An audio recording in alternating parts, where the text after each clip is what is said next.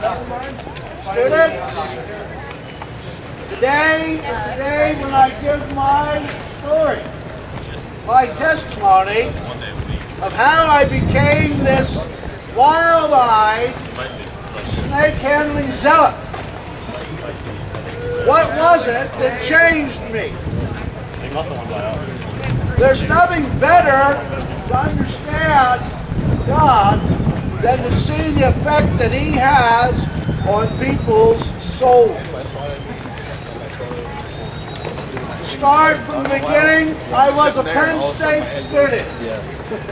I was a left-wing, drug-crazed, demon-possessed, drunkard hippie.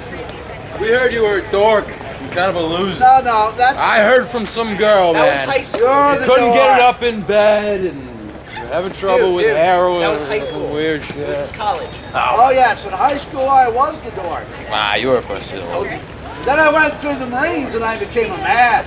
No dork there. Oh, okay. Fair enough. I was involved in hippie issues back when I was at Penn State. You're too young to remember this, but in 1971, there was an incident at Kent State, and it's called the Kent State shooting. You know about that? Might have been 70. 70, 71, whatever. I was as close to him outside the office of the president of this university when the decision was made to shut down the school for the last 2 weeks of spring semester. Well, you know, there were a lot of hippies there that were there on philosophical grounds. I just wanted to go out and do some sunbathing. And to look at the girls who were sunbathing too, I might add. But God was after me. And I was running as fast as I could from God. I had a number of run-ins with God before I actually got saved. Some of those were quite traumatic. The first one that I remember, I was living with my wife and a friend of hers in Boalsburg, and her friend told her husband that she had cheated on him. He flipped out, told her he was going to get his guns, come over and shoot her, the kids, the pets, the neighbor's horses, and us. Now, the logical thing would have been for us to essentially leave the house. We didn't leave the house. But Mary went into the living room to wait for her husband. I was in the kitchen with a baseball bat to pop him on the head the moment he came in. And my wife took the two girls upstairs into the bedroom. And I was in the kitchen, and it dawned on me, this guy's coming here to kill us. Now, rather than do the smart thing and just leave, I began to pray. And I wasn't a Christian.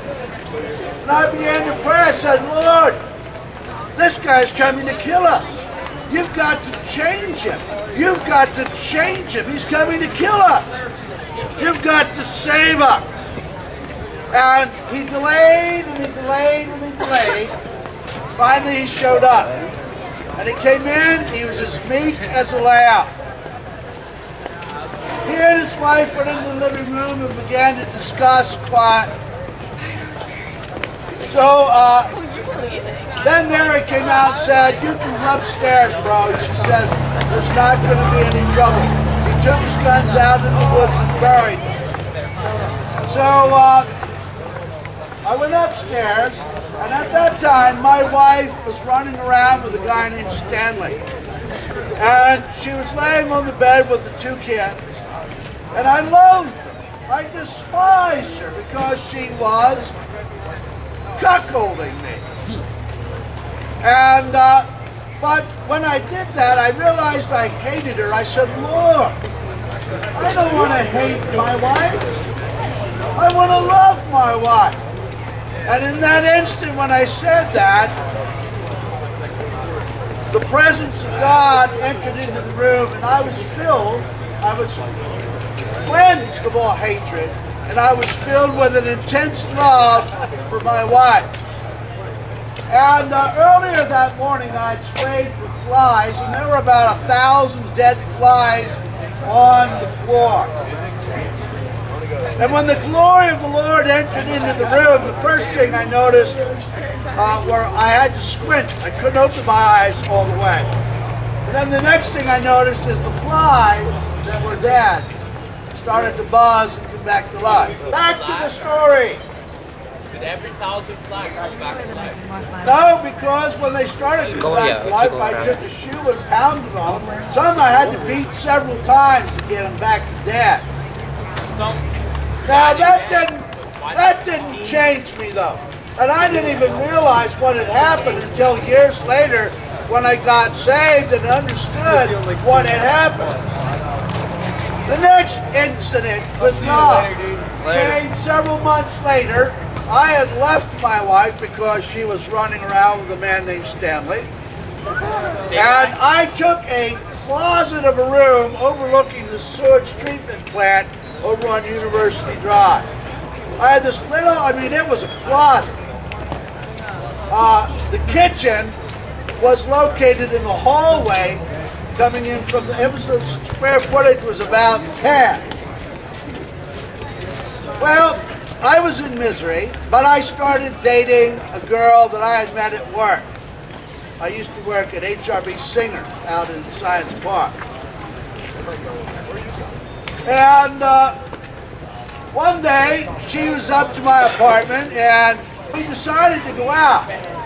Now, whenever I left my apartment at over there by the sewage treatment plant, I would put a piece of paper on the door with a message on it, leave a message, in case somebody stopped by and wanted to see me. So we walked out into the parking lot, and there, turning around in the parking lot, was my first wife. I sent my girlfriend over to her car, and I went over to my first wife. I said, "What do you want?" And she started to cry. She said, "Well, it was snowing this morning, and I missed you, and I just wanted to see you." But I hardened my heart against her. I said, "That's too bad. Leave." So on the way back to Bellefonte, which is where my girlfriend was from, I began to hatch a very evil, nefarious plan. Guess what that plan was? Very good. It's a little pre-class entertainment. Nail 2 women in one day. The ultimate hippie conquest. So I dropped my girlfriend off at her house, borrowed her car to go down to Boalsburg to nail my first wife.